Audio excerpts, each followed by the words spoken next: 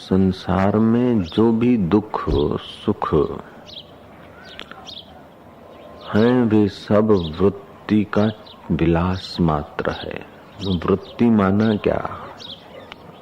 उसको कोई लोग सुरता भी कहते हैं, कोई फुरना भी कहते हैं। आप तो समझ ही गए होंगे पास में कौन है। जब तक तुम्हारी वृत्ति नहीं गई तो तुम्हें पता नहीं चलता। इसका नाम वृत्ति है। तो संसार का व्यवहार, सुख दुख, आकर्षण विकर्षण, भोग त्याग, ये सब वृत्ति का ही तो विस्तार है।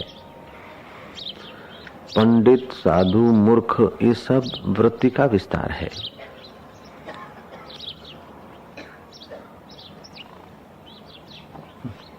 वो वृत्तियां हृदय से निकलती है, उस वृत्तियों को कल्पना भी कहा जा सकता है। वो यदि दुख में सुख की कल्पना करती है तो वृत्ति को दुख सुख भासता है। विष में अमृत की भावना दृढ़ करती है तो विष भी उसे अमृत जैसा लगता है। ये वृत्ति का चमत्कार है। आकाश में हाथी और रथ की भावना करती है वृत्ति तो उस बादलों में हाथी रथ घोड़े आदि भासते हैं।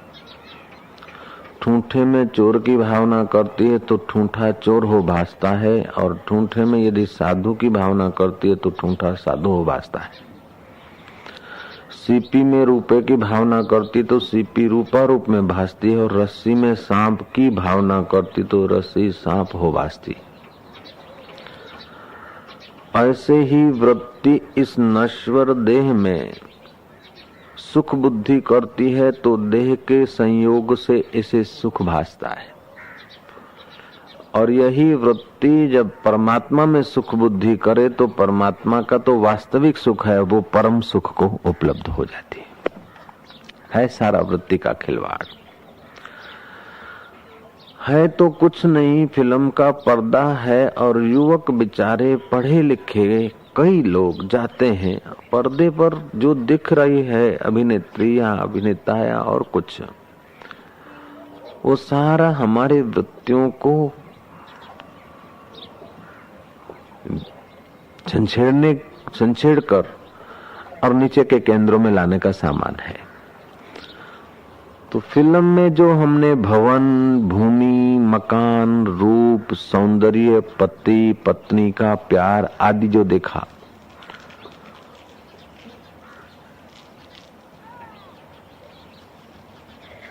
वो तो हमको उपलब्ध नहीं होगा, लेकिन हमारी वृत्ति ऐसा प्राप्त करने के लिए प्रवृत्त हो जाएगी। देखा है फिल्म में, लेकिन वृत्ति नीचे के केंद्रों में आ गई, वासनाओं के केंद्रों में और विकसित हो गई। अपने मूल हल्का रूपांतर तो हुआ नहीं। तो क्या है कि उस कई जवानों को मैंने उनके चेहरे देखे। यहाँ न आने वाले लोग भी कई बार मिलते हैं सड़कों पर, कई बार बाजार में, कई बार किधर जहाँ कहीं नजर पड़ जाए लोग तो मिलेंगे ही। तो उनके चेहरे से खबर आती है कि इन्होंने अपने जीवन की शक्ति का बुरी तरह विनाश कर दिया। कैसे किया? फिल्म देखकर उनकी वृत्ति रात्रि को फिल्म की जो प्रेयसी दिखी, जो चित्र देखे, उस चित्रों के साथ वो अपने विकारों को उत्तेजित हो जाते हैं और शरीर उनका धुल जाता है। ये भी तो वृत्ति का प्रभाव, ये कल्पना है। तो कल्पना में आदमी का विनाश भी हो जाता है, और कल्पना में आदमी का रक्षण भी हो जाता है तो कल्पना। स्त्री नहीं है, अभिनेत्री नहीं है, लेकिन उसका चित्र देखा है, उसका हास्य विलास को देखा है फिल्म में, और रात्रि को वो उसी के साथ अपना हास्य विलास करके शरीर को नाश कर देता है। ऐसा भी हुआ करता है तो कल्पना। तो कल्पना होती है प्रारंभ में कल्पना, लेकिन वो कल्पना स्थूल शरीर पर बुरा असर भी डालती है। ऐसे ही कल्पना शुरू में करो और वो अपने स्थूल शरीर पर अच्छा असर भी डालती है। ये दोनों माया के अंतर्गत है, संसार के अंतर्गत है। चढ़ाव उतार संसार के अंतर्गत है। साधक की बुद्धि का विकास होता है ध्यान भजन जप तप सेवा करके, उसकी वृत्ति की मलिनता घटती जाती है। अब उसे उस तुच्छ भोगों में, तुच्छ आकर्षणों में, पर्दे के तो क्या वास्तविक भी जो भोग हैं उसको विष समझता है। उतना उसको विवेक आ गया है। लेकिन कई जन्मों की इस प्रकार की जो वृत्तियां हैं, इस प्रकार का जो आकर्षण है, भोग की जो गरेड़ पड़ गई है, जो चीला पड़ गया है, जो एक लकीर गहरी हो गई है, उस लकीर में से वो बाहर निकल नहीं सकता और उस लकीर के परिणाम को समझता भी है। अच्छा भी नहीं लगता, भोग में फिसल जाना अच्छा भी नहीं लगता, लेकिन पुरानी जो आदतें हैं, संस्कार हैं, उसके अनुसार वो गिरता जाता है, फिर संभलता है, फिर गिरता है, फिर संभलता है। अब उसे अच्छा भी नहीं लगता, लेकिन पुराने संस्कार उसे घसीट जाते हैं वासना के। जय जय, ध्यान से सुनेंगे सब लोग। तो पुराने संस्कार वासना जो है हमें घसीटती है। एक तरफ जिसको विवेक मिला उसको सब कुछ मिल गया, और विवेक इनकार करता है, वासना घसीटती है। अब विवेक कभी कभी तो जीत लेता है, ज्यादा समय हार लेता है। तो क्या है कि विवेक दुर्बल हो जाता कि आपरू काम नहीं। और मिलते भी ऐसा कि भाई ये तो संसार है, शरीर इंद्रियों को कब तक रोकोगे, ये क्या करोगे, संभोग से समाधि फलाना आदि आदि सुने तो भाव तो तुम वैदे की दो और स्पीड में आ गए। लेकिन उनमें से चुने हुए जो समझू लोग हैं कि वो वासनाओं को रोकने का प्रयास करते हैं, वासना नहीं रुकती तो दुखी होते हैं, और रुकती है तो कभी कभी हिम्मत आती है। लेकिन हिम्मत आई और कभी हिम्मत हार गए, कभी हिम्मत आई कभी हिम्मत हार गए, इसमें भी जीवन पूरा हो सकता है। ये उपाय तो है बचने का, ठीक है, लेकिन वेदांत के तत्व को जानने वाले आत्मवेता आत्मरामी महापुरुष कहते हैं इससे हम बढ़िया साधन तुमको बताएं।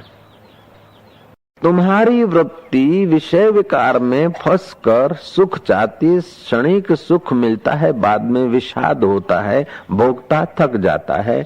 ऐसा कोई भोग नहीं कि भोक्ता को थकाए नहीं, ऐसा कोई भोग नहीं कि भोक्ता के मन को दुर्बल न करे, ऐसा कोई भोग नहीं कि भोगने के बाद विषाद पैदा न हो, घृणा या ग्लानि पैदा न हो। घृणा ग्लानि विषाद पैदा होने के बावजूद भी अनुभव है 15 दिन पहले का, अनुभव है 4 दिन पहले का, अनुभव है 10 दिन पहले का कि कोई सार नहीं, और कई ऐसे ही सप्ताह का उसका एक गया दूसरा गया, देखते कोई सार नहीं। जीते तो भी क्या है, जैसे जुआरी होते ना, तो सिंधी जगत के बुजुर्ग लोग कहते हैं कि हारे जुआरी का आधा मुंह काला और जीते जुआरी का पूरा मुंह काला। खट्टे ज्वारी जो अधमुकार, हारे ज्वारी जो अधमुकारो, खट्टे ज्वारी जो सजो मुकारो, ऐसी कहावत है। हार गया है जुआरी तो अब उसके पास अपनी तुच्छ वृत्तियों को पोषने के साधन नहीं है, इसलिए उसका आधा अकल्याण है। लेकिन जिसने जुगार में जीत लिया है मुफ्त का, तो उसकी तो वासना और भड़केगी, उसका पूरा सत्यानाश है। ऐसे ही हमने कावे दावे से जो भी कुर्सियां बुर्सियां ये को जो कुछ पा लिया है, तो बाहर से तो हम समझते हैं कि हम जीत गए या हमने पा लिया है या ये हो लिया है, लेकिन यदि हम सावधान न रहे तो हमारी वासनाएं हमारा पूरा बर्बादी कर देगी। जय जय। तो अब समझना ये है कि है सारा वृत्तियों का खिलवाड़। अब वृत्तियों को आप बिना सुख की इच्छा के रह नहीं सकते, और संसार का ऐसा कोई सुख नहीं कि आपके पास टिक जाए।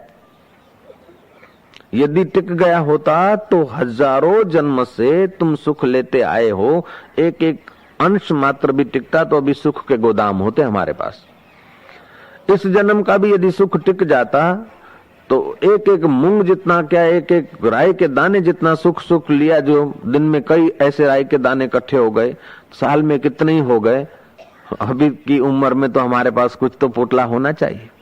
ये सुख टिकता नहीं, क्योंकि वृत्तियां बदलती रहती। अब साधक के जीवन में और बुद्ध के जीवन में अब यहां 3 प्रकार की वृत्ति के लोग रहे। एक बुद्ध की वृत्ति, दूसरी साधक की वृत्ति और तीसरी सिद्ध की वृत्ति। बुद्ध की वृत्ति इतनी प्रगाढ़ हो गई, इतनी जाड़ी हो गई है कि उसको विवेक करने का मौका ही नहीं। खाया पिया रहा जिया, बस पशु जैसा जीवन। लेकिन साधक सोचता है कि आखिर कब तक, इतना खाया फिर क्या, इतना लिया फिर क्या, राज्य मिला फिर क्या, हो गए धनवान फिर क्या, हो गए सत्तावान फिर क्या, हो गए रूपवान, आखिर क्या, ततः किम। हम चल रहे हैं, बखमल बिछ रहा है, सुंदरियां हीरे जड़ित कंगन पहन कर चमर डोला रही है, राजाधिराज महाराज छड़ी पुकारे जा रहे हैं। लेकिन ऐसे लोग भी मिट्टी में मिल गए, जमीन दोस्त हो गए, ततः किम, आखिर कब तक, आखिर क्या, छेवटे शू। ये साधक की वृत्ति है। तो देखता है कोई सार नहीं, कोई सार नहीं देखता है, फिर भी वो बेचारा वहीं बह जाता है। क्यों? क्यों? संस्कार और वासनाएं पुरानी है। तो वो अत्यंत मूर्ख है, उसको तो पता ही नहीं, इसलिए उसी में अपने को सुखी मान लेता है। अत्यंत जो समझू है वो अपने सत्य स्वरूप परमात्मा के सुख में मस्त है। लेकिन हम लोग जो हैं बीच के, त्रिशंकु की नाई झूले खाते। जब मिल गए मूढ़ों का संग तो हमको लगा कि ठीक છે બાપજી, આગળ ગયા એ બધું વાત તો સાચી છે, પણ આ બધા કરે છે તો આપણે ધમધમાઓ के। जब मूर्खों के संग में गए, जब उसी वृत्ति में बहने वाले, मूड उसको नहीं कहते कि जो अनपढ़ है, जय जय, मूड उसको नहीं कहते कि जो मजदूरी कर रहा है, मूड उसे कहते हैं कि जो संसार को सत्य मानकर संसार की नश्वर चीजों से अपने को सदा सुखी रखने की कोशिश में लगा है, उसको मूड कहा जाता है। तुम पत्थर को मूड नहीं कहते, पत्थर को बेवकूफ नहीं कहते। क्यों? उसमें कुछ है ही नहीं तो बेवकूफ कैसे कहना। वृक्ष को तुम बेवकूफ नहीं कहते। मूड का मतलब है कि कुछ जाने और कुछ न जाने। लड़के को कहा कि जा चाय में खांड डाल दे, लड़के ने डाल खांड के बदले नमक डाल दे। कह रहे छोरा तो साहब मूर्ख है, मूड है। तो चाय की तपेली को तो जानता है, वचन को भी तो सुनता है, लेकिन नमक खांड के बदले नमक डाल दिया। जहां दाल में नमक डाल दे तो उसने भर के मुट्ठा खांड डाल दिया। रसोईया ने कहा तो रसोईया मूर्ख है, मूड है। तो मूड उसे कहा जाता है कि जो समझना चाहिए वो न समझे, जो पाना चाहिए वो न पाए, जो करना चाहिए वो न करे, और जो न करना चाहिए वो उस वक्त करे। समझ गए ना मूड की परिभाषा। तो श्री कृष्ण ऐसे लोगों को कहते हैं विमूढ़ा नानु पश्यन्ति पश्यन्ति ज्ञान चक्षुषा। मूढ़ लोग उस मेरे तत्व को, अपने निज स्वरूप को नहीं देख सकते, ज्ञान की आंख से देखा जाता है। तो ये मूढ़ता भी तो वृत्ति का खेल है। साधन भजन से ये वृत्तियों को शुद्ध करके मूढ़ता हटाकर आदमी विवेक जगाता है। लेकिन विवेक होगा तभी तो साधन में जाएगा। जय जय। विवेक होगा तभी तो साधना की तरफ जाएगा, और साधना करेगा तभी विवेक जगेगा।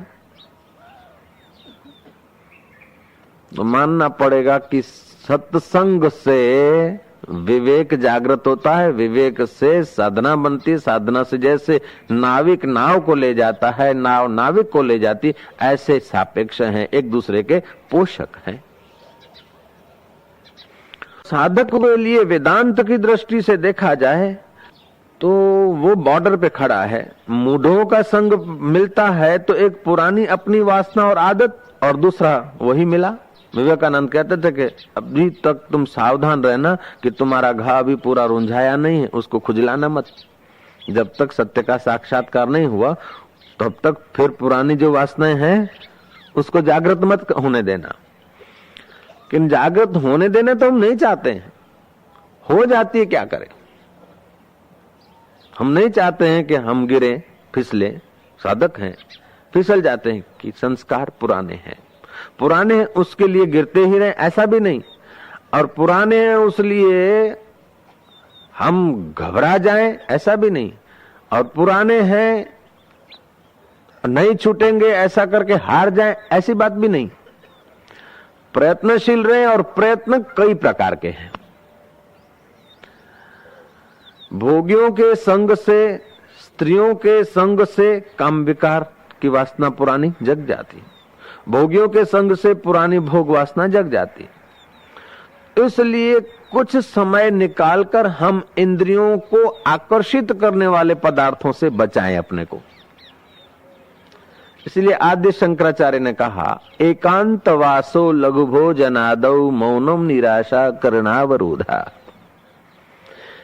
कभी एकांतवास का उपयोग करो।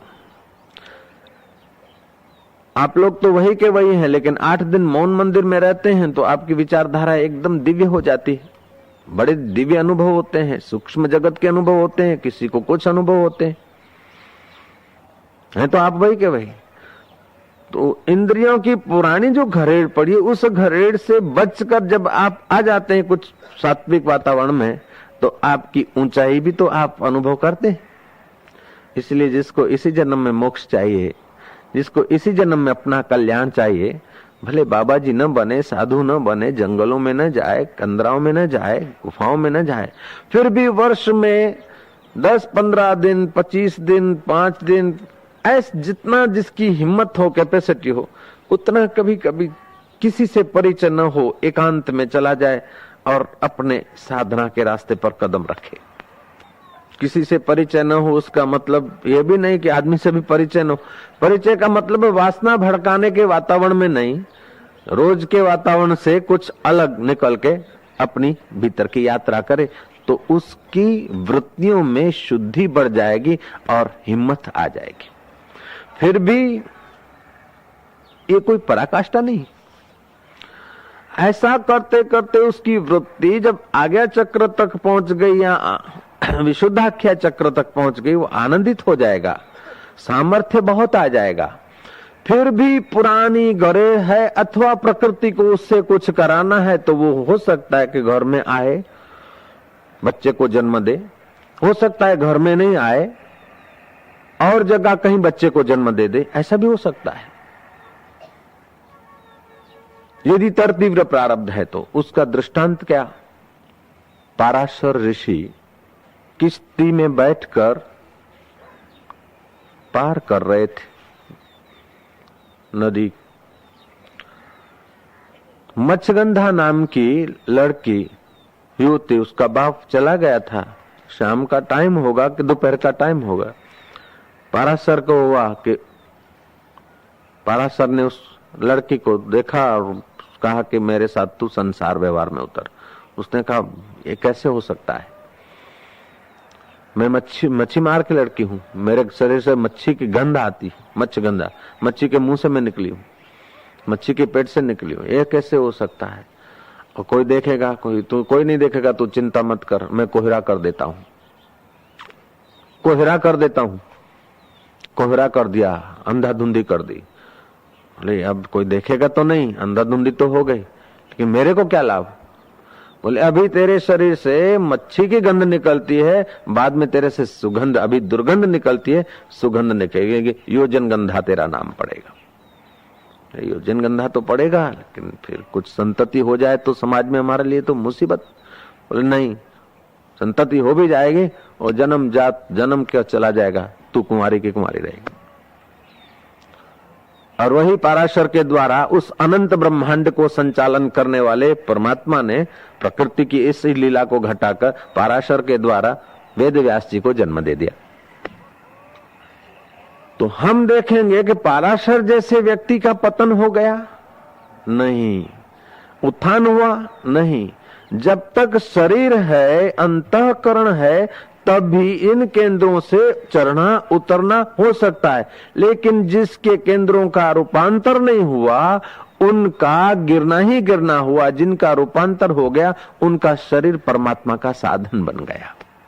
जैसे कबीर को पुत्र है, पुत्री है, वशिष्ठ को पुत्र है थे, लेकिन फिर फर्क क्या होता है कि हम लोग मेरा पुत्र करके, मेरा परिवार करके हमारी वृत्तियां वहीं घूमती रहती है, और उन पुरुषों का मेरा पुत्र मेरा परिवार बोलते समय भी वो ऐसी जगह पे होते हैं कि वो समझते हैं कि सब वृत्तियों का खिलवाड़ है, ये कल्पना मात्र है। वे लोग असंग हो गए।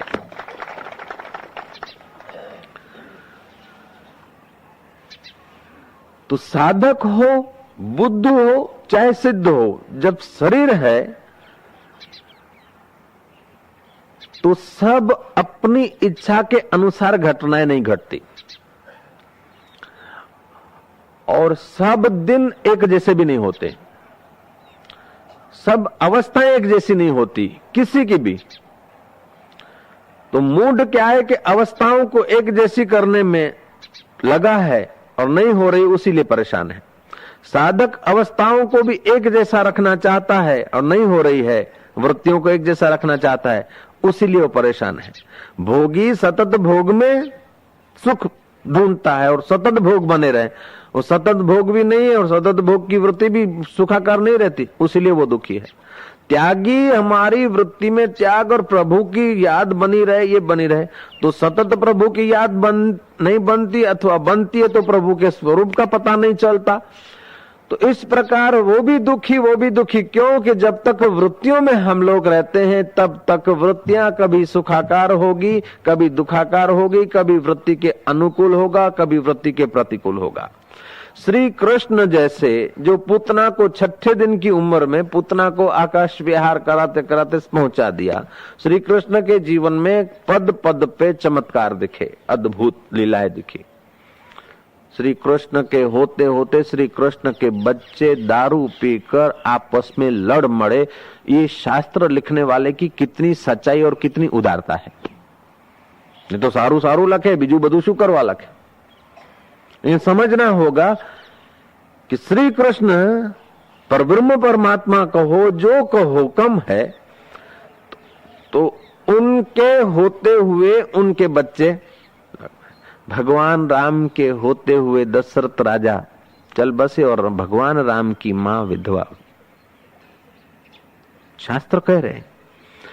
तो ये जो बाह्य जगत की लीलाएं हैं, खिलवाड़ है, वे आदमी ज्यादा दुखी होते हैं जो चाहते हैं कि आम केम न थयु, आम केम न थयु, आऊ आटलू केम थयु, आऊ केम पराशरे ओम केम कर्यु। जो आदमी अपने को कर्ता मानता है वो कृष्ण को भी कर्ता मान लेगा, वो पराशर को भी कर्ता मान लेगा, परब्रह्म परमात्मा को भी कर्ता मान लेगा। लेकिन जो अपने को दृष्टा मानता है वो कृष्ण को भी दृष्टा मानेगा, अथवा जो कृष्ण को दृष्टा माने वो अपने को भी दृष्टा मानेगा। अब फिर दूसरे ढंग से विचारे, भोगी वृत्तियों को भोग से सुखद बनाना चाहता है, उसलिए वो हताश हो जाता है, खिन्न हो जाता है, अंत में बुरी तरह हार के जाता है। भक्त वृत्ति में स्मृति भरना चाहता है, योगी वृत्ति को एकाग्र करना चाहता है, लेकिन ज्ञानी समझता कि एकाग्र करके भी उस वृत्ति से जब तक मैं निवृत्त नहीं हुआ, वो एकाग्र वृत्ति फिर चंचल हो सकती है, वो ऊपर की वृत्ति फिर नीचे के केंद्रों में आ सकती है, और अपने को जब तक कर्ता मानूंगा तब तक सुख दुख लाभ हानि पुण्य पाप जन्म मरण चालू रहेंगे। इसलिए ज्ञानी वृत्ति को बाधित कर देता है। ज्ञानी वृत्ति जिस अंतःकरण से निकलती है, वो अंतःकरण और अंतःकरण की वृत्ति और वृत्तियों के द्वारा इंद्रियों की प्रवृत्ति, इन सब को अपने से पृथक जानकर, जैसे आप अपनी गाड़ी अपने से पृथक जान के उसकी ड्राइव करते हैं, अपना स्कूटर अपने से पृथक जान के ड्राइव करते हैं, आप तो करता है, सच पूछो तो करता वर्ता क्या हो रहा है। आदमी आ गया तो ब्रेक लग जाती है, कहीं कोई सामने ट्रैफिक है तो हॉर्न पे हाथ चला जाता है। ये सब सिस्टमेटिक होता रहता है, लेकिन हम मानते कि मैंने ब्रेक लगाई, लगनी है, पैर पहुंच ही जाते हैं। भूख लगी तो रोटी के तरफ मनीराम चला ही जाता है, प्यास लगी तो पानी की तरफ पहुंच ही जाता है। एक ऐसी मशीनरी और मोटर फिट की है कि नाक में सड़वड़ाहट हुई तो हाथ छींक हो ही जाता है। कोई प्लान बनाते हो, छींक देने की कोई कोशिश करते हो? छींक आ जाती है, लेकिन तुम कहते हो मैंने दी। बगासा आ जाता कि मैं बगासू खा दूं। ऐसे ही संसार का जो कुछ व्यवहार है प्रारब्ध वेग से हो जाता है, ऐसा समझकर ज्ञानी अपने वर्तमान प्रारब्ध में कुछ हस्तक्षेप नहीं करते। ऐसा नहीं कि साक्षात्कार कर लोगे तो तुम है सब तुम्हारी इच्छा के अनुसार होने लग जाएगा।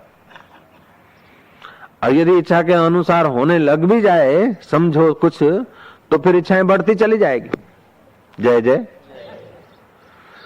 तो न तुम्हारी इच्छा के अनुसार सब होना संभव है और सब इच्छाएं तुम्हारी फेल होना भी संभव नहीं। लेकिन इच्छा मात्र जो है वृत्ति है, और वृत्ति से जब तक निवृत्ति नहीं हुई तब तक महाराज ऊपर नीचे सुखद दुखद ये प्रवृत्ति बनी रहती है। तो बाबूजी वेदांतनी दृष्टि तो सौ करता ऊंची कहवाय कि हाँ ऊंची तो है, लेकिन इसमें वैराग्य की जरूरत है, विवेक और वैराग्य की जरूरत है। ये सब उसमें होता है। ऐसा करके तुम जैसे पाराशर उतर आए संसार में, लेकिन उतरने के बाद फिर ऐसे चले गए कि दिखे भी नहीं। जय जय। श्री कृष्ण संसार में तमाम लीला क्रीड़ा, बंसी बजाना, ये करना, 9 वर्ष की उम्र में अद्भुत लीलाएं हुई। द्वारका थी, ये परिवार था, ऐसा वैसा तुम हम सुनते हैं, लेकिन देखो कि पुत्र और द्वारका समाप्त हो रही है तो श्री कृष्ण को खेद नहीं, और विस्तार हो रहा है तो उसमें अहम नहीं। ऐसी यदि तुम्हारी वृत्ति, तुम समझो ये वृत्ति का खिलवाड़ है, तो ऐसी यदि पक्की हो जाए तुम्हारी समझ, तो फिर तुमको दुख के समय दुख डिगा नहीं सकेगा और सुख तुम्हें बांध नहीं सकेगा। और सुख दुख दोनों जिसको नहीं बांध सकते वो तो मुक्त है ही है। सच पूछो कि तुम्हारे असली स्वरूप को सुख और दुख कभी बांधा भी नहीं है। तुम्हारे वास्तविक स्वरूप को, तुम्हारे आत्मा को आज तक सुख ने और दुख ने किसी ने बांधा नहीं, लेकिन तुम जानते नहीं वास्तविक स्वरूप को, उसीलिए शरीर को मान लेते। मैं ईश्वर के रास्ते जाने वालों के बहुत लोग हैं, लेकिन इनके 3 भेद होते हैं। शुरुआत ये होती है कि वो है, भले अपने को दिखता नहीं है लेकिन वो है।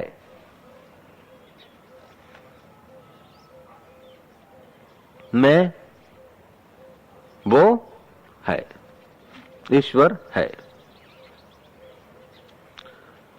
आगे आदमी बढ़ता है तो महसूस होता है कि वो मेरा है, भगवान मेरा है। और आगे साधना में बढ़ता है तो फिर अपने को हटा देता है, वो मेरा नहीं, हम न तुम दफ्तर गुम, वो स्वयं वो हो जाता है। तस्यैवाहम तवैवाहम सुवहम, मैं उसका हूं, फिर बोलता मैं तेरा हूं, फिर आगे बढ़ जाता मैं तू हूं, तू मैं है, एक ही एकमेवाद्वितीय। मैं उसका हूं दूरी है, मैं तेरा हूं थोड़ी नजदीकी है, लेकिन मैं हूं ही नहीं, तू है, अथवा तू नहीं मैं, दोनों एक हो गए। ये साधना की पराकाष्ठा हो गई। वृत्ति में विश्वास आए अच्छा है, लेकिन वही वृत्ति का जो विश्वास है उस विश्वास से भी एक कदम आगे चला जाए तो विश्वास भी वृत्ति का है, अंतःकरण का है। अंतःकरण को सत्ता देने वाला मैं चैतन्य अनंत अनंत ब्रह्मांडों में फैल रहा हूं। जैसे लाइट है ना, हीटर में आ जाती तो गर्मी देती है, फ्रिज में आ जाती है तो ठंडक देती है, ऐसे मुझ चैतन्य का स्वभाव है। सूर्य में आकर तपन देता हूं, चांद में आकर शीतलता देता हूं, अंतःकरण सात्विक में आकर प्रेम और आनंद छलकाता हूं, तामस और राजस में आकर इच्छाएं वासनाओं को सत्ता देता हूं। मेरे अनेक रूप है, ऐसा जो अनुभव करने लग जाए उसके लिए फिर न मृत्यु न जन्म। चिदानंद रूपम शिवोहम शिवोहम। न में जाति भेद, जाति का भेद नहीं, वर्ण का भेद नहीं, गुरु और शिष्य का भेद नहीं। चिदानंद रूपम शिवोहम शिवोहम।